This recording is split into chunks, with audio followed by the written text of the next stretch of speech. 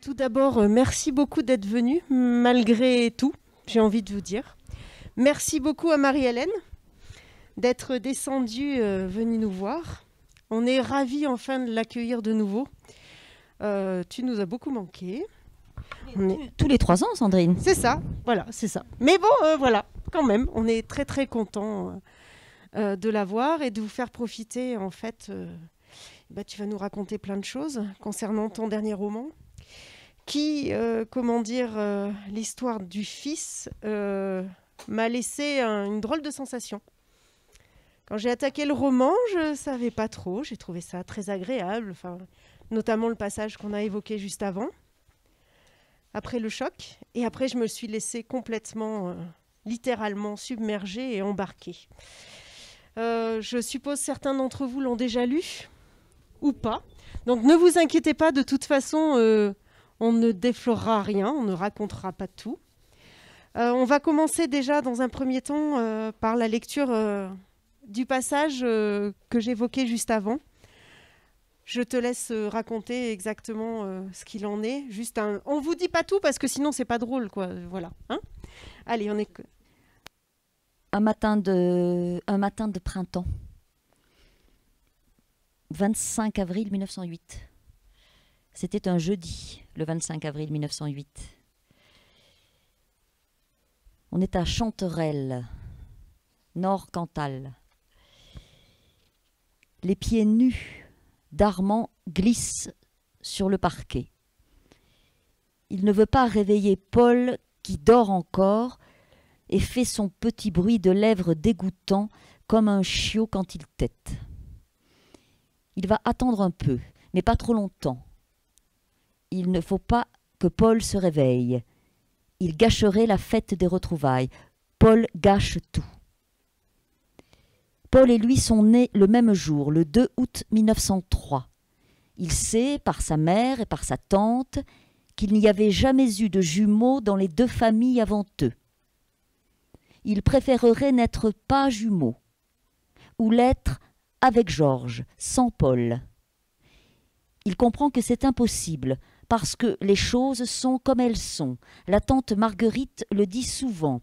Il tourne et retourne derrière ses dents cette phrase un peu bizarre qui glisse et lui échappe. Il s'applique un moment à penser aux phrases grises de la tante Marguerite et à son odeur, cendre froide et saucisson sec. Il réfléchit beaucoup aux odeurs et aux couleurs des gens, des choses, des pièces ou des moments, et, quand Antoinette vivait avec eux à Chanterelle, il la faisait rire avec ce qu'elle appelait ses folies, et elle riait, elle riait. Elle pleurait aussi du coin des yeux à force de rire tellement. Maintenant, il ne peut plus dire ses folies à personne. Georges sent la confiture de prunes. Quand la tante la laisse cuire longtemps en été dans la bassine de cuivre, il sent cette confiture à ce moment précis, et pas quand on l'étale sur des tartines au goûter en hiver. Même le père en mange et fait des compliments à la tante qui ne lui répond rien et le regarde comme si elle le voyait pour la première fois. Amélie sent la rivière au printemps, la rivière haute des neiges fondues. Paul sent le vent et la lame froide des couteaux qui sont dans la cuisine et qu'ils n'ont pas le droit de toucher. Pour sa mère, il hésite, et ça change tout le temps. La neige, quand elle devient bleue le soir au bord du bois, le café chaud, elle sent rouge aussi, certaines fois. Pour le père, la soupe de légumes peut-être. Mais il ne trouve pas vraiment, il s'arrête, ça se fige à l'intérieur de lui et il préfère ne pas insister. Les odeurs sont un jeu et on ne peut pas jouer avec le père. Alors c'est une entrée en matière familiale. parce que Histoire du Fils, c'est évidemment une histoire de famille. Et dans les familles, comme chacun sait, il y a des présents et des absents. Et il y a parfois des absents dont l'absence creuse des silences dans la vie des présents. Et c'est un peu comme ça, au fond, me semble-t-il, hein, que l'on pourrait présenter ce petit garçon, Armand, qui n'a pas 5 ans et qui se réveille à Chanterelle, pieds nus, sur le parquet, un matin d'avril 1908. Et c'est ce tableau-là, puisque mon livre est construit en 12 tableaux, c'est ce tableau-là qui ouvre Histoire du Fils. Justement, ce roman-là a une écriture plus épurée que d'habitude, peut-être, que certains. Et ensuite, tu l'as évoqué, tu parles de tableaux. Il y a 12 tableaux. C'est voulu, évidemment. Tu peux nous expliquer pourquoi, s'il te plaît? Oui, alors, en fait, un siècle, 100 ans. 100 ans de vie, la vie de 2 nébuleuses familiales. J'appelle nébuleuse familiale famille au sens extensif du terme, 2 tribus. Ah, voilà. L'une dont l'épicentre se trouve à Chanterelle, nord Cantal, et l'autre dont l'épicentre se trouve à Figeac, dans le Lot, de l'autre côté de la Roquebrou, là-bas. Voyez, hein, bon. Les 2 départements, ceux d'entre vous qui ont déjà lu certains de mes livres savent à quel point cette contiguïté des 2 départements et leur complémentarité et leur opposition sont présentes dans nombre de mes livres. On les retrouve dans celui-ci. Donc, histoire de famille au pluriel, un siècle, une histoire de famille que je n'invente pas, dont je suis le témoin, c'est-à-dire qu'elle m'est racontée, elle m'est présentée, au moment où elle arrive, où elle surgit. Il arrive parfois comme ça dans les familles, des histoires, des révélations, des secrets qui éclatent comme un fruit trop mûr. C'est ce qui arrive dans une famille qui n'est pas la mienne, hein, une famille dont je suis très très proche depuis 4 décennies. Cette histoire arrive à l'été 2012, début août 2012 très exactement. J'en suis le témoin. On me téléphone, on me dit si tu savais ce qui vient de se passer. Voilà, bon, on me raconte, je rencontre très vite le protagoniste de cette histoire. Il a 88 ans quand je le rencontre. Il en a 96 aujourd'hui. Et très vite, on me dit, cette histoire, elle est pour toi, tu vas la raconter. Ma propre sœur me dit, si tu la racontes, ça s'intitulera Histoire du Fils. Donc vous voyez le programme, hein. J'ai l'histoire, j'ai le titre. C'est 2012. Nous sommes en 2020, donc vous voyez bien que il a fallu, comme pour tous mes autres livres d'ailleurs, hein, il m'a fallu laisser passer du temps. C'est comme ça que le livre s'est composé en 12 tableaux. J'ai attendu. J'ai tout de suite, inutile de vous dire que je ne fais pas tout ce qu'on me dit. Donc, j'ai tout de suite senti que c'était en effet une histoire pour moi. Pour des raisons très personnelles, très intimes, qu'il ne convient pas de déballer ni ici ni ailleurs, mais qui m'étaient extrêmement claires. Voilà. Hein. Et je me suis dit qu'il y en avait trop. Que le réel, comme vous le savez, le réel des histoires de famille, en fait trop. J'avais trop de matière, c'était trop rocambolesque, il y avait des péripéties, c'était même pittoresque. C'est le pire ennemi, à mon avis, du livre. Ça, vous voyez, hein. En tout cas, des livres que je tends à écrire. Voilà. Donc je me suis dit, il faut attendre, je vais attendre. Et c'est comme ça que le livre s'est composé. Au bout d'un certain temps d'attente, j'ai fait 2 tentatives, trop tôt. Ça donnait rien, j'étais noyée dans la matière, donc j'ai attendu. Pendant ce temps-là, j'écrivais Nos vies, le livre qui a été publié en 2017. Vous voyez, hein, voilà. Donc au bout d'un certain temps, j'ai senti que je pouvais y aller. Et quand j'ai commencé le premier jet, j'ouvre le chantier, je commence le premier jet, je sens que je vais avoir des tableaux, que le premier tableau, dont je vous ai lu le début là, je ne peux pas l'affronter de manière frontale, directe. Il faut que je contourne l'obstacle, c'est-à-dire que j'écrive tout le reste. Donc le premier tableau, je l'ai écrit en dernier. Voilà. Et j'ai écrit tout le reste, et ça s'est présenté en blocs de texte qui, chacun, il y en avait 11 donc, cristallisaient autour d'un moment. Voilà. Alors, un moment de l'hiver 1919 à Émile Duclos. je ne résisterai pas au plaisir de vous le lire tout à l'heure, hein, histoire qu'on sache ce qui se passe dans les infirmeries des lycées de garçons à Aurillac. Hein, voilà.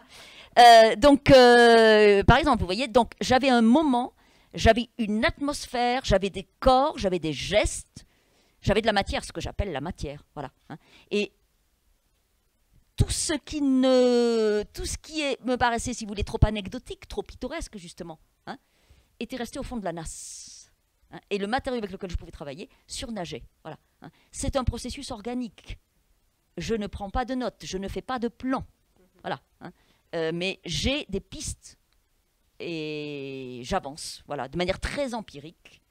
Et, puisque je sais que la question viendra à un moment ou à un autre, dans cette première version, le récit n'est pas chronologique. De toute façon, si vous regardez mes livres précédents, il est extrêmement rare, même dans Joseph, par exemple, qui peut paraître être un livre très épuré, c'est un récit de vie. Il est extrêmement rare que je raconte de manière chronologique. Hein. Le temps me joue des tours, et je sais bien que c'est lui qui aura le dernier mot, mais moi aussi, je lui joue des tours. Voilà. Hein.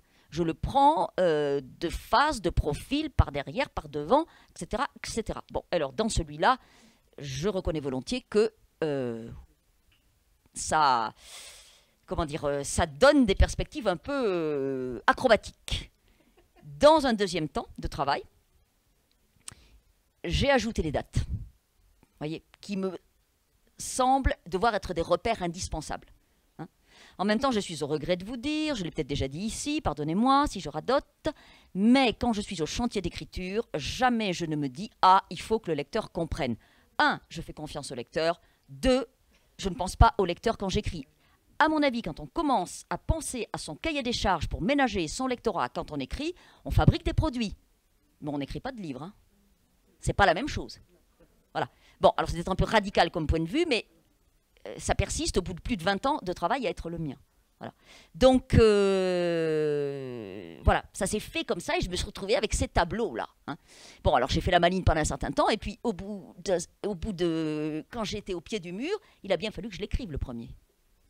Ah. Bon. Et j'ai trouvé un solide recours, un solide secours dans un sens, au sens des 5 sens et de tous les autres qui n'ont pas de nom, qui m'est, comment dire, qui est chez moi très très développé parce que je me souviens beaucoup par odeur. Donc j'y suis allée avec, dans le registre olfactif. Voilà. Les maisons sentent, les objets, les lieux, les moments. Hein, un soir d'hiver, ça vous a une odeur quand la neige est bleue au bord du bois. Qui est pour toujours inoubliable, il suffit d'avoir dans le nez, et à l'écriture, ça remonte. Voilà. Donc, je me suis réfugiée dans cet éventail olfactif pour affronter ce que j'avais à faire avec ce premier tableau, qui est vertigineux. Voilà. Oui, on dira rien, bien entendu. En effet, tu évoques donc un des héros, un des fils, parce qu'il n'y en a pas qu'un dans ce roman, oui. Finalement, va intégrer en fait le lycée d'Aurillac.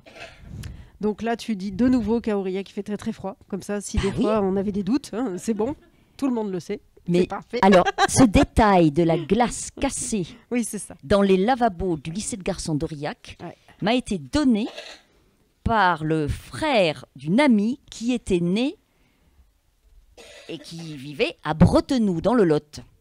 Et vous voyez, donc, bon, c'est pas très loin. Hein. Bon, le voilà, pour des raisons qui m'échappent, une année interne au lycée de garçons d'Aurillac.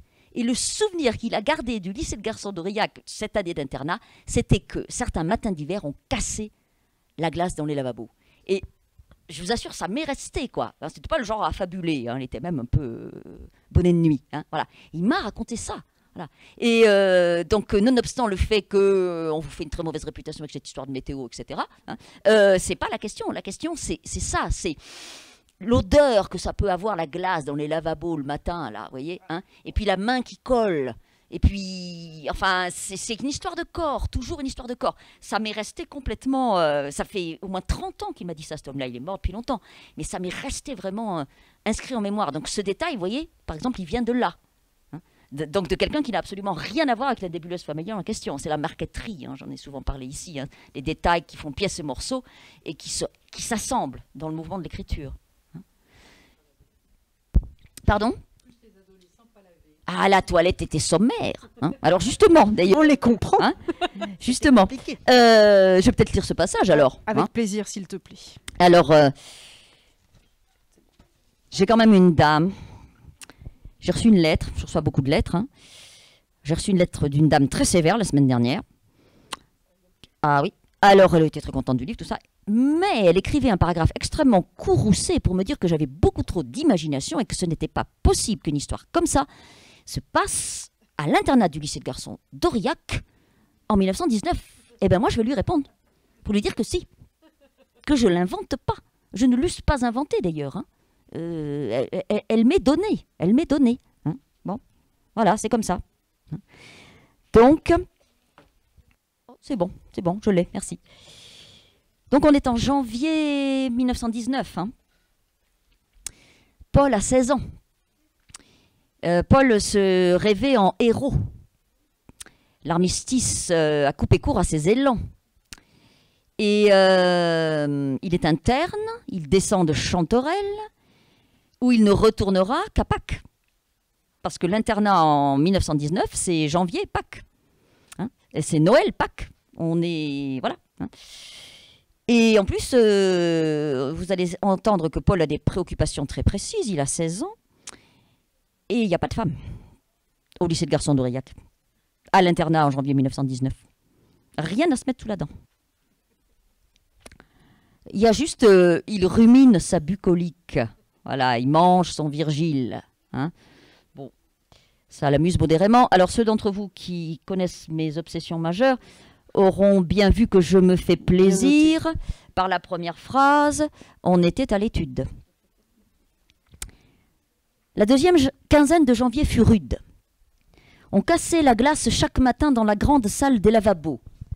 Les ablutions s'en trouvaient abrégées, et Paul n'aimait pas ce fumet rance qui suintait à ses entournures. À la maison, sa mère et sa tante lui avaient donné l'habitude et le goût des bains chauds. Chaque vendredi soir, vers 5 heures, en l'absence de son père que ses fantaisies irritaient, et sans recourir à Suzanne, la jeune bonne entrée au service de la famille l'année de ses 10 ans, elle s'affairait autour de lui, éprouvant d'une main experte la température de l'eau, s'éclipsant opportunément au moment où il surgissait, ruisselant et très nu, enjambant le tub d'une jambe gaillarde pour se draper dans l'immense serviette en piqué de coton, brodée à son chiffre, que sa mère aurait au préalable déployé sur le dossier de la chaise la plus proche. La cérémonie avait lieu dans un coin de la grande cuisine, qu'isolait pour l'occasion un paravent tendu de papier peint à ramage gris. L'eau chauffait depuis le matin sur la cuisinière dans 2 hauts fétous réservés à cet usage et au jour de lessive. Georges, c'est le frère, plus accommodant et expéditif, se laverait ensuite dans le reste tiède du bain de son frère. L'été, on se baignait volontiers dans l'assentoir, le sang fouetté par ces eaux vives et têtues qui, en certains trous ombreux, baptisés par eux gourgues de l'enfer, gardaient toute leur roborative fraîcheur au creux des jours les plus cuisants. Le dimanche 26 janvier, Paul décréta qu'il se laverait entièrement, dut-il, pour ce faire, user de glace à peine fondue. Bravache, il tint parole, les dents serrées, seul dans la grande salle désertée par ses camarades, moins regardant sur l'hygiène. Le surlendemain, les oreilles bourdonnantes, la gorge en feu, suant, toussant et suffocant, il fut expédié sans ménagement à l'infirmerie où un jeune médecin de ville, appelé en urgence, s'alarma de l'état de ses bronches. On n'avait pas de faiblesse de poitrine dans la famille. Paul l'eût précisé s'il en avait eu la force. Mais, à Faune, Les jambes flageolantes, il se retrouva consigné dans l'une des 2 chambres à un lit, réservées aux cas sérieux, et fut livré aux mains expertes de l'infirmière, qui le sangla sous 3 couvertures et un drap bleu bien tiré, en lui donnant du « jeune homme, vous » d'une voix martiale et enveloppante à la fois. Il était à la limite de l'évanouissement, ne demanda pas son reste, et se rendit compte seulement le lendemain soir que l'infirmière avait été remplacée. Des générations de lycéens avaient redouté l'expéditive Madame Brégançon, duègne massive et sans âge, engoncée dans une blouse immaculée tendue sur ses formes affaissées et dissuasives.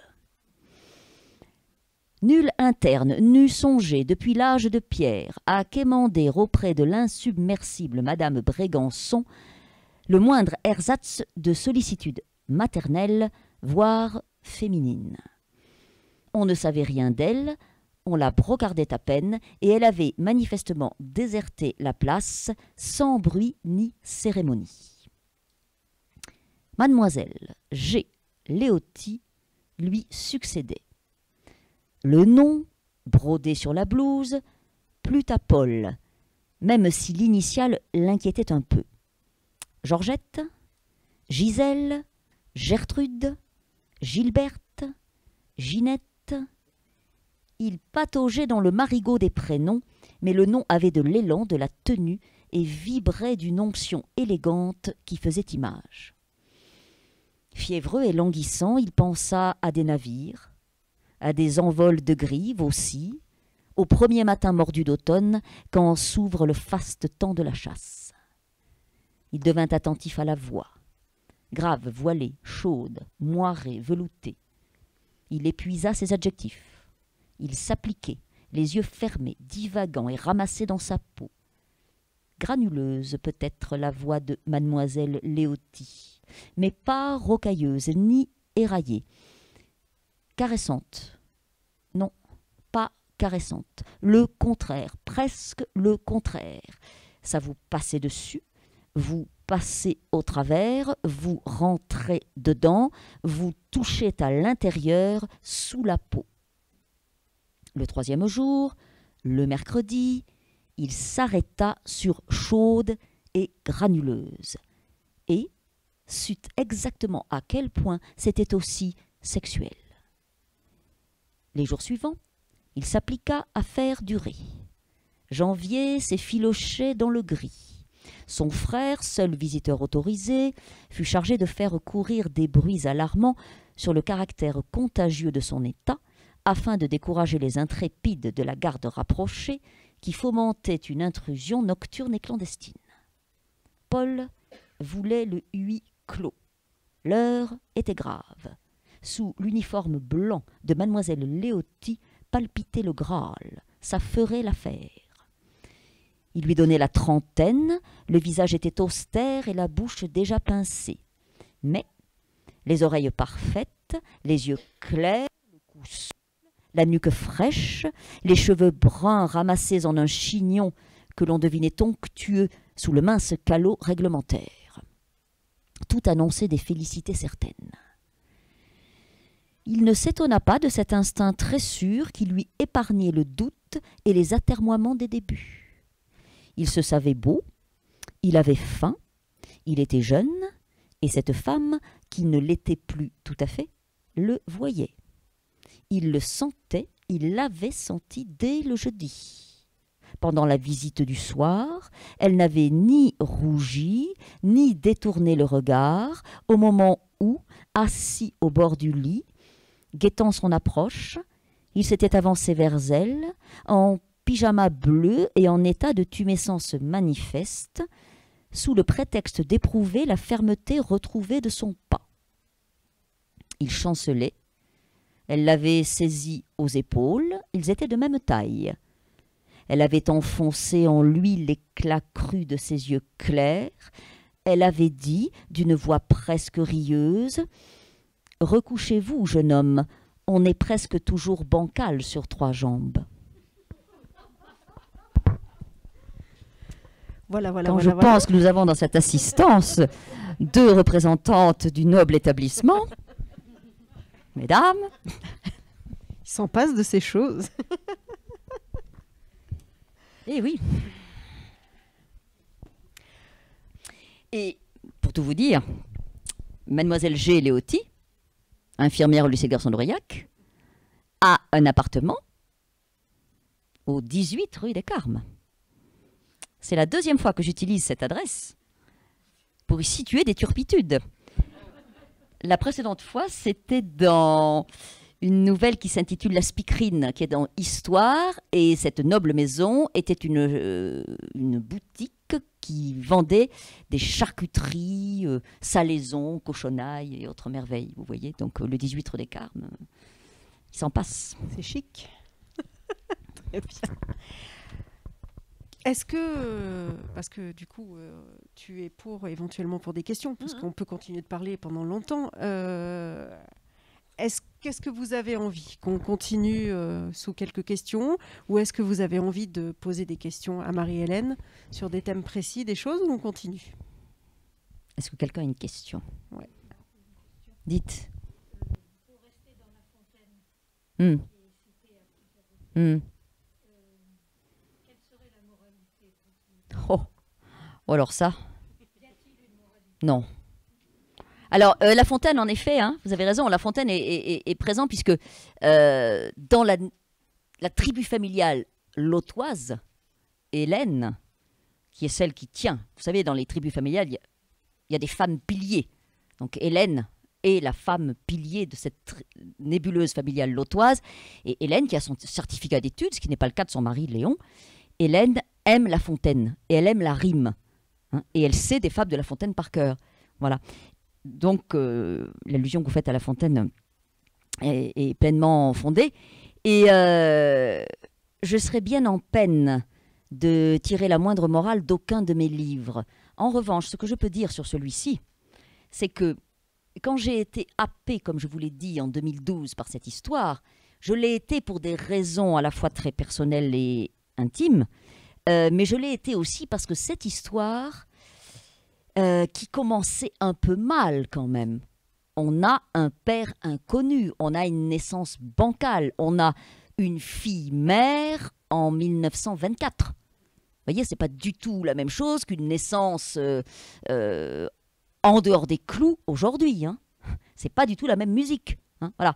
Donc, les choses n'étaient pas gagnées par avance. Or, ce qui apparaissait, c'est que cet enfant, né de père inconnu, avait, et j'aime assez filer la métaphore rubistique, entre Figeac, Aurillac, ça s'impose, avait transformé l'essai.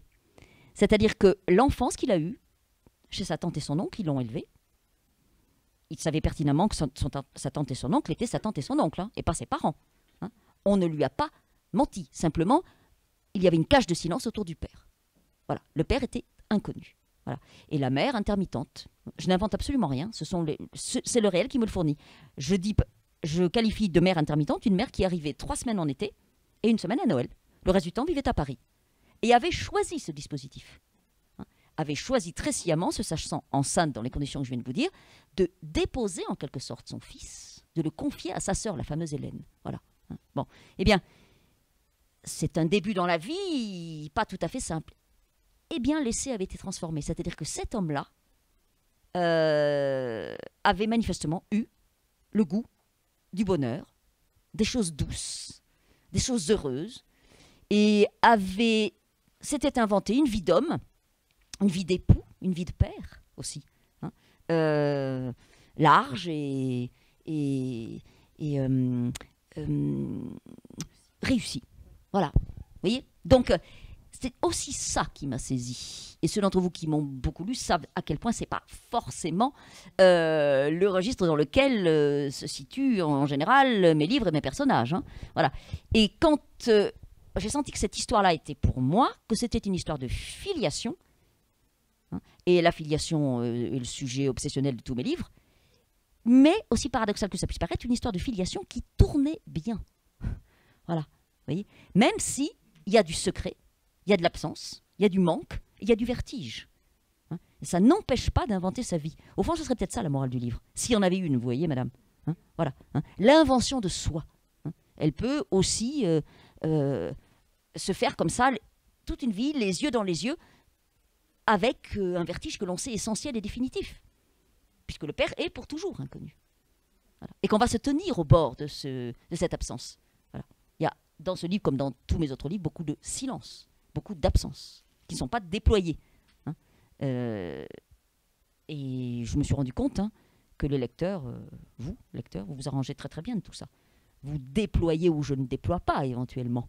Vous allez mettre dans les blancs du livre ce qui vous traverse, vous, quand vous le lisez, le livre. Voilà. Et c'est dans ce sens que chaque lecteur lit un livre différent, réinvente un livre différent. Bon. Et tire sa morale. Comme on tire son épingle du jeu.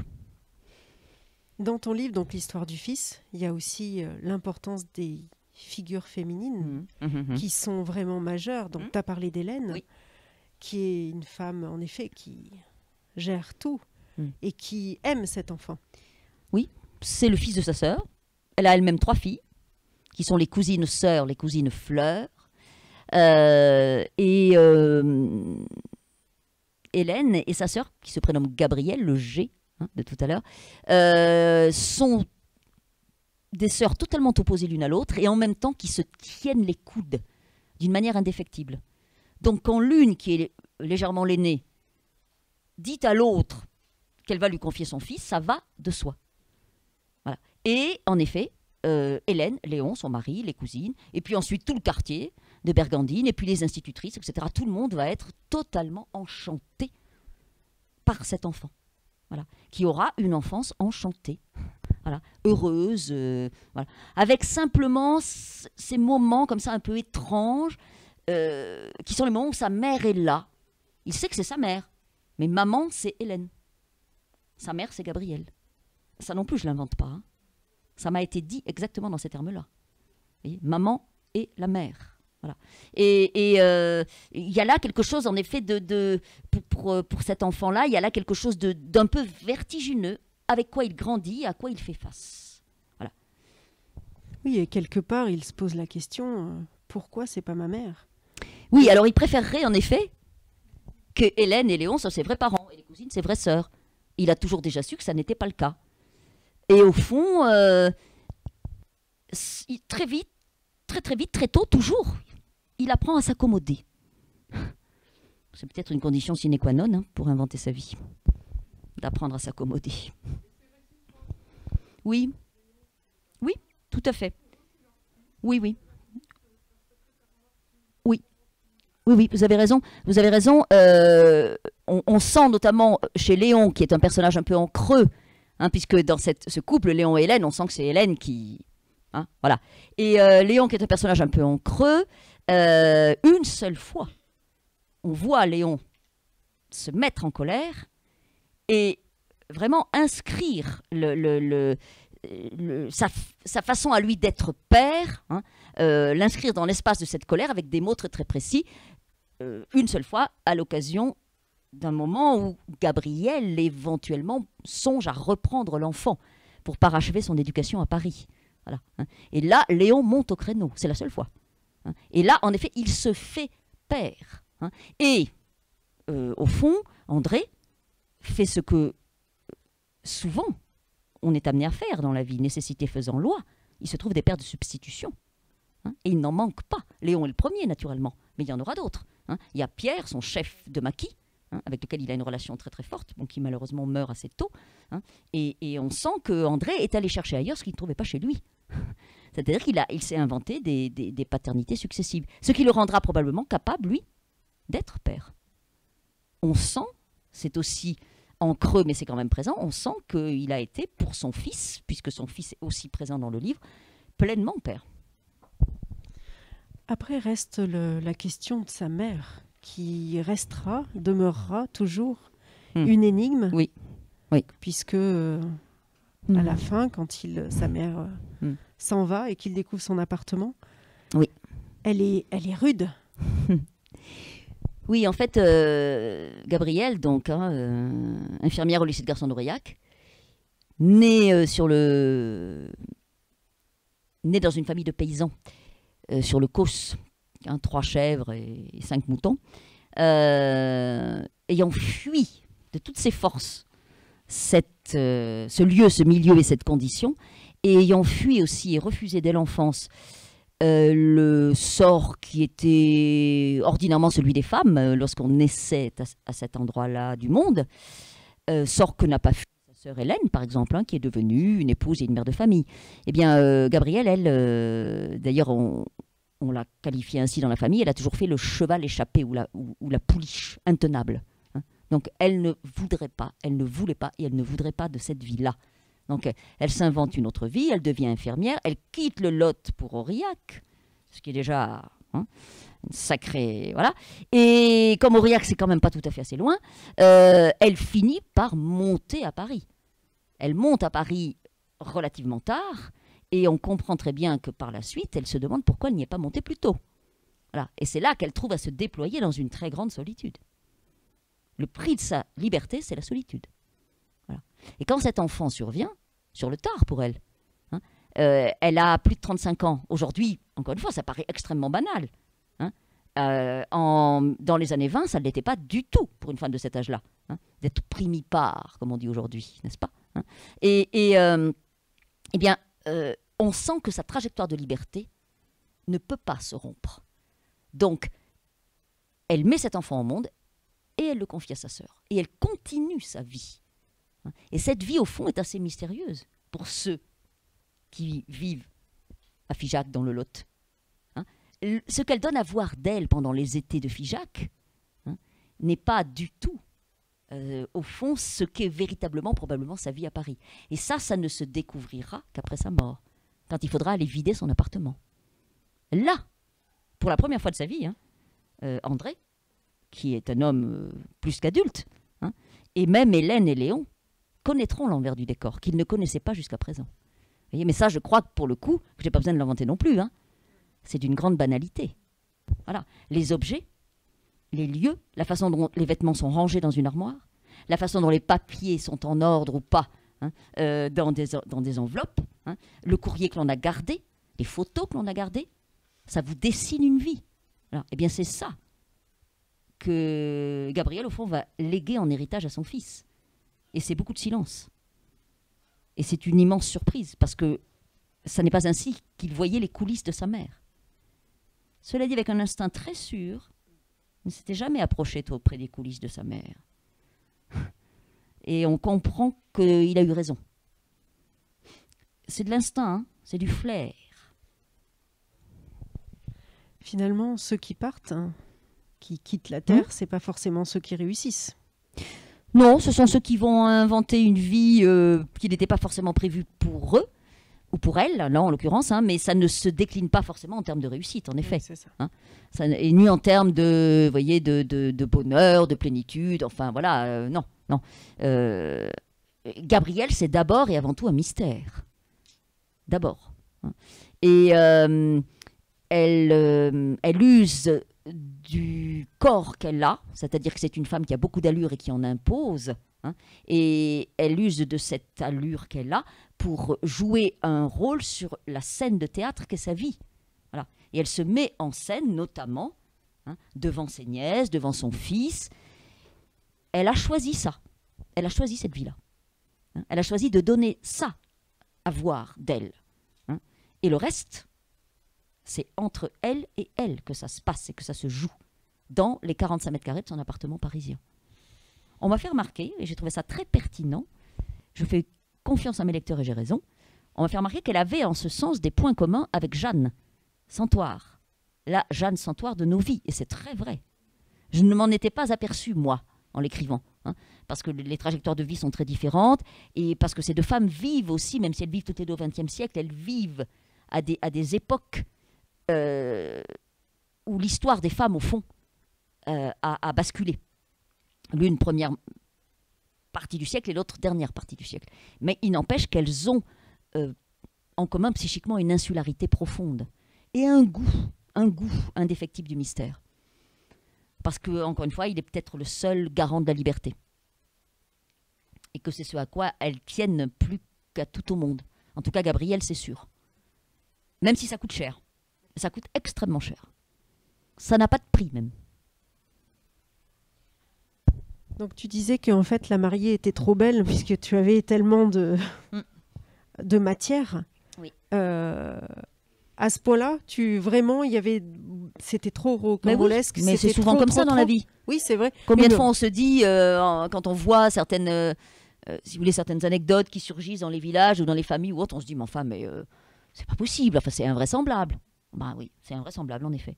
Donc, si vous vous mêlez d'en écrire, ben, vous êtes, enfin, moi, en tout cas, je ne peux pas faire autrement que d'élaguer ou de laisser le temps élaguer.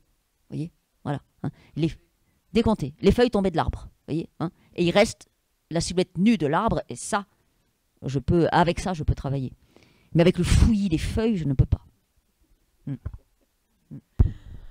Est-ce qu'il y a des questions?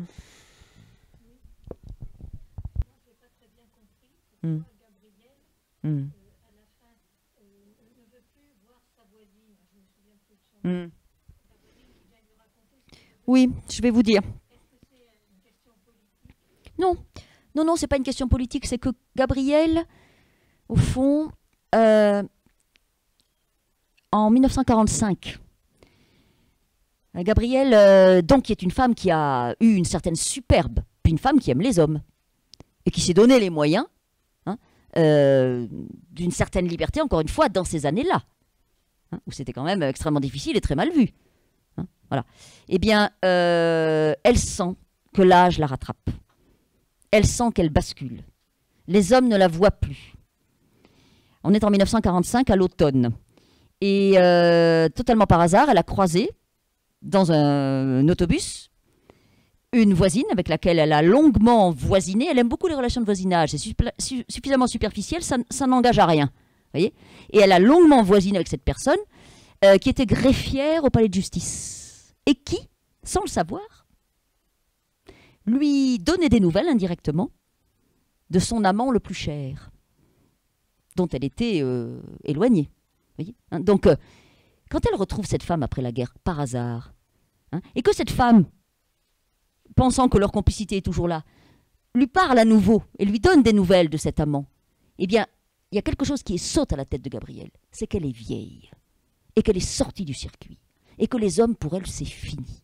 Voilà. Il y a, si vous voulez, tout un cortège d'illusions comme ça qu'elle est amenée à laisser derrière elle. Et c'est pour ça, même si ça n'est jamais expliqué, j'explique jamais rien dans mes livres, il n'y a pas de psychologie, jamais, mais c'est pour ça qu'elle n'a pas envie de revoir cette ancienne voisine, parce que ça lui renvoie quelque chose de terrible, à savoir que son temps est passé.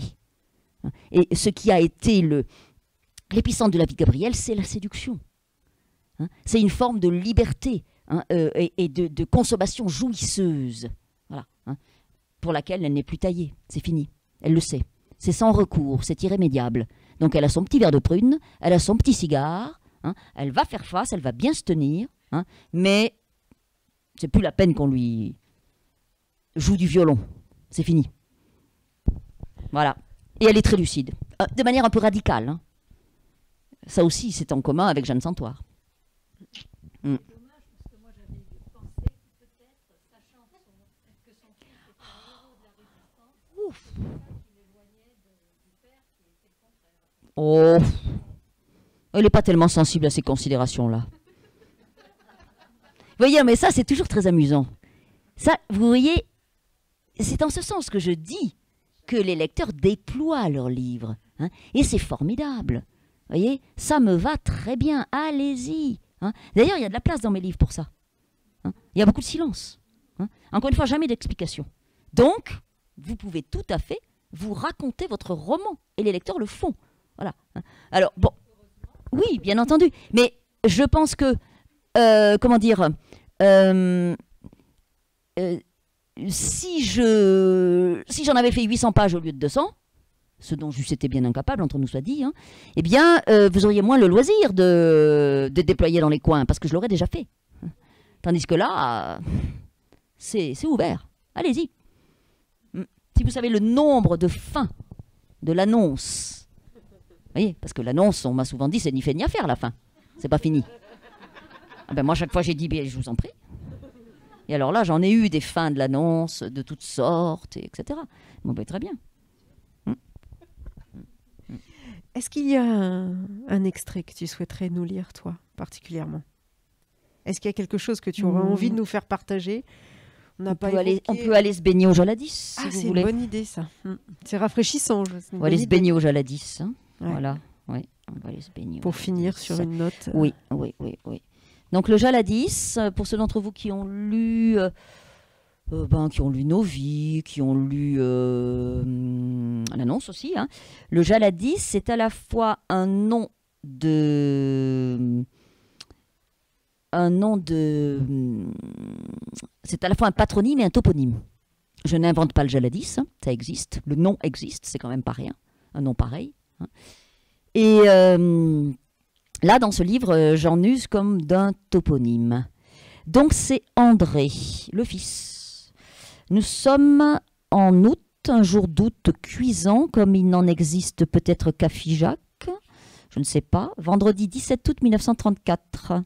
Gabriel vient de repartir. On l'a mise au train. André n'en est pas fâché. On revient de la gare de Figeac. Il fait chaud. C'est l'après-midi. 4h30. Donc, c'est André. Il aspire encore l'air chaud. Une mince goulée. Sa mère est partie, repartie dans son Paris pour presque 5 mois. Quand elle reviendra, il sera encore plus costaud. Il aura derrière lui presque 5 mois d'école avec M. Brunet qui va lui faire préparer le concours d'entrée en 6e. Le platane bruisse imperceptiblement dans la chaleur blanche de l'après-midi comme s'il soupirait. André sent des dangers derrière le platane et ailleurs. Il est pressé de devenir costaud, mais il aime ce soupir du platane. À Hélène seulement, il pourrait parler du soupir du platane. Pas aux cousines, qui se moqueraient et l'ont déjà surnommée Martine. À cause de Lamartine, un poète qu'elles aiment, pas lui. Il préfère 100 000 fois La Fontaine. Le platane soupire, sa mère s'éloigne, soupir rime avec sourire, et cousine avec poitrine. Il pense à la poitrine des cousines. Il la sent contre lui quand elle le serre. Les cousines le serrent souvent, elles ont toujours fait ça. Elles sont terribles quand elles se moquent, mais il aime plus que tout le nid de leurs bras et le rond et le chaud de leurs seins sous les tissus. Il ne dit le mot sein que pour lui, dans le secret de sa bouche. Il sait qu'il a beaucoup de chance avec les cousines. Il comprend que les autres garçons, souvent, sont privés de poitrine, de sein. Il les regarde, ils y pensent, ils en parlent entre eux. Il a déjà entendu les grands de la classe du certificat sous le préau. Il sent que c'est difficile et rare pour eux de toucher la poitrine des filles à travers les tissus. On n'espère pas les voir, les seins, la poitrine, les voir en vrai. Lui ne les voit pas non plus. Les cousines ne les lui montrent pas, mais elles le serrent, et il les sent, et c'est le paradis. Le platane frémit. Il ne soupire plus. Un rien de vent, un fil léger vibre dans l'air chaud et bleu. André respire. Il regarde ses mains. « Tes mains de pianiste », dit sa mère. Elle parle beaucoup des mains d'André, de ses poignets, des leçons de piano qu'il faudrait prendre. Il trouve ses poignets trop minces et ses mains trop longues. Il serait presque embarrassé de ses doigts qui n'en finissent pas. Heureusement, ses pieds sont normaux. Hélène dit que c'est comme pour les chiots, qui ont de grosses pattes et un petit corps. Ça s'arrangera avec le temps. Quand il aura terminé sa croissance, l'équilibre sera rétabli entre ses mains trop longues et le reste de son corps. Hélène et Claire, sa cousine préférée, celle du milieu, le disent, et il les croit. Il attend. Il sait qu'il faut attendre. Les enfants attendent. Il ne veut pas prendre des leçons de piano. Heureusement, on n'a pas ça à Figeac. Il faudrait courir peut-être jusqu'à Cahors pour les leçons. Gabrielle lance des paroles en l'air, mais elle n'insiste pas, et elle repart avec son parfum dur, ses robes de Paris et son piano. Il entend son prénom jeté dans l'air. C'est Claire, elle l'appelle plusieurs fois. Elle dit « Tu viens, Dadou, on va se baigner au Jaladis, viens !» La joie bondit dans ses os. Il lâche le portail, le platane, le piano de Gabriel, le train et la gare. Il a 10 ans et c'est l'été pour toujours. Claire l'appelle. Les 3 filles fileront sur leur vélo, Hélène aussi. Claire le prendra sur son porte-bagages. Elle passe toujours devant les autres. Il glisse dans la lumière qui les avale. André ne pèse pas. Claire le dit. Dadou est comme un oiseau. On ne le sent pas derrière soi. Il tient Claire à la taille. Il l'accompagne. La taille de Claire est tiède et menue. Claire ne se penche pas. Son buste reste droit. La ligne de ses épaules, la coulée rousse de ses cheveux sucrés, le chapeau de paille blonde, un vieux chapeau de son père qu'elle réveille d'un ruban bleu vif, sont tout l'horizon d'André. Et le monde redevient parfait. Au Jaladis, l'eau verte luit sous l'arceau chevelu des saules. Les berges sont abruptes, on se tord les pieds sur des cailloux pointus. Hélène nage longtemps. Il aime le maillot rayé que Claire a choisi pour lui. Et les corps blancs des cousines sont un vivant bouquet dans la lumière dansante. Et bien voilà.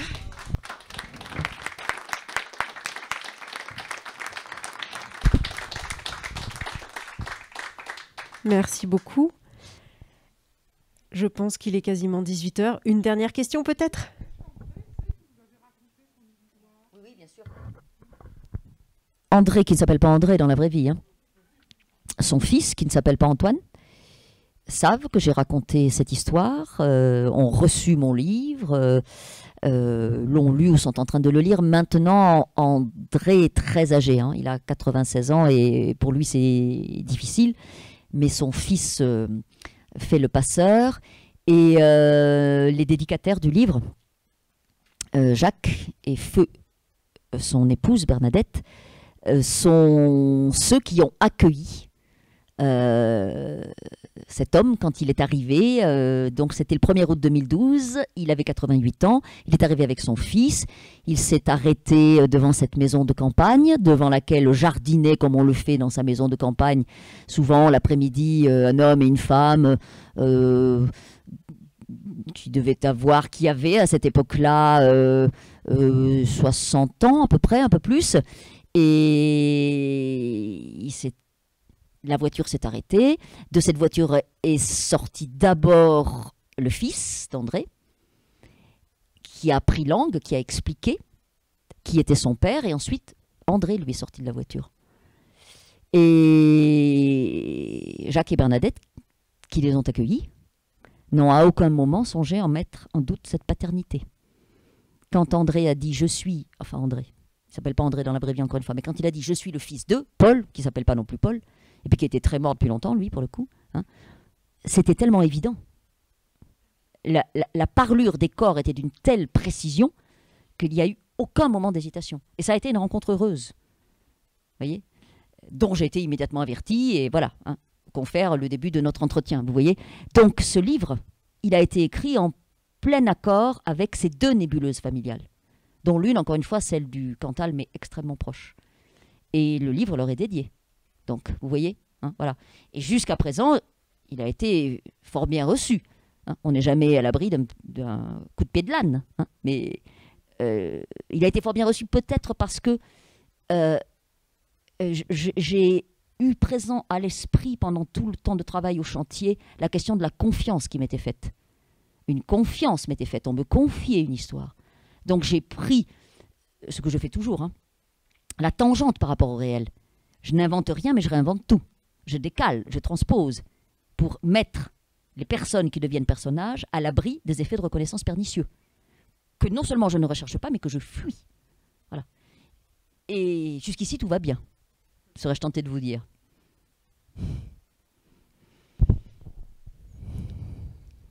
Une dernière question, c'est bon ? Parfait. Bon, merci. Ah, si. Les tableaux. Je l'ai évoqué rapidement tout à l'heure, hein. C'est celui qui est venu naturellement à l'écriture, qui n'est donc absolument pas chronologique. Hein. Et j'ai eu un moment de folie, d'égarement comme ça, où j'ai tenté de remettre les choses dans l'ordre chronologique. C'était inaudible, inintelligible. Il n'y avait plus aucune tension narrative, une masse informe. Hop, je suis revenue à l'ordre organique qui s'était imposé pendant l'écriture. À cette réserve près, donc, madame, comme je l'ai dit tout à l'heure, que le tableau qui apparaît le premier a été écrit en dernier. Voilà. Et que donc, on commence bien en 1908 et on termine bien en 2008. Mais entre les deux, je vous l'avoue, il y a du tour et du détour, je le reconnais. Je plaide coupable.